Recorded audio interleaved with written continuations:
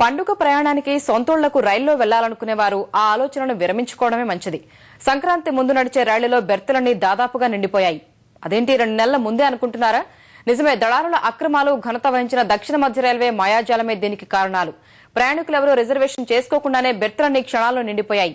Railway reservation counter వద్ద ప్రయాణికులు రేయింబావుళ్లు పడిగాపులు పడినా కనీసం వెయిటింగ్ లిస్టు టికెట్ కూడా దొరకలేదు. ఉసూరుమంటూ ప్రయాణికులు ఇంటి ముఖం పడుతుంటే దళారులు మాత్రం 2 నెలల ముందుగానే పండుగ చేసుకుంటున్నారు. దక్షిణ మధ్య అధికారుల తీరుపై ప్రయాణికులు మండిపడుతున్నారు. ఊరెళ్దాం వచ్చామండి, తెల్లవారు 3ంటికి వచ్చాం. ఎంతవరకు తోసుకుంటే టికెట్ దొరక ఇబ్బంది అయిపోతుంది. మాకని అనుకొచ్చిన మాత్రం ముందు వెళ్ళిపోతున్నాడండి. పోలీసులు నిమ్మక నీరు ఎత్తనట్లు ఉన్నారండి. ఒక అతను వచ్చాడు, వచ్చేసి అక్కడ ఉన్న వాళ్ళందరం తీసి తోసుకుని వెళ్ళిపోయాడండి.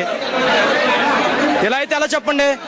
నిన్న 5 గంటల నుంచి వెయిటింగ్ అయినా ఇప్పుడు జనాలు ఇప్పుడు వచ్చి తోసుకొని ఒకరికి వారు దొరకకుండా టిక్కెట్లు. నిన్న వచ్చిన వాళ్ళకి ఎవరికి లేదు, ఇప్పుడు వచ్చిన వాళ్ళకి దౌర్జన్యం అయిపోయింది. 4-5 టిక్కెట్లు ఇస్తాను, ఆపేస్తాను. 5కి వచ్చామండి, 10 గంటలకు ఇస్తారంట. తిరుపతి వెళ్ళాలి మేము. ఇక్కడ రిజర్వేషన్ల కోసము చాలా వెయిట్ చేయాల్సి వస్తుంది. కానీ ఇక్కడ ఒక సెక్యూరిటీ లేదు, ఏమీ లేదండి. పోలీసులు వచ్చారు కానీ వెళ్ళిపోయారు. 2 పోలీసులు వచ్చారు, ఏం చేయలేకపోయారు, వెళ్ళిపోయారు. అంటే ఇక్కడ లేడీస్ కూడా చాలా ఇబ్బందులు పడుతున్నారు. జెంట్స్ లేడీస్ ఇంకా క్యూ సిస్టమ్ కూడా ఇక్కడ ఏం లేదు.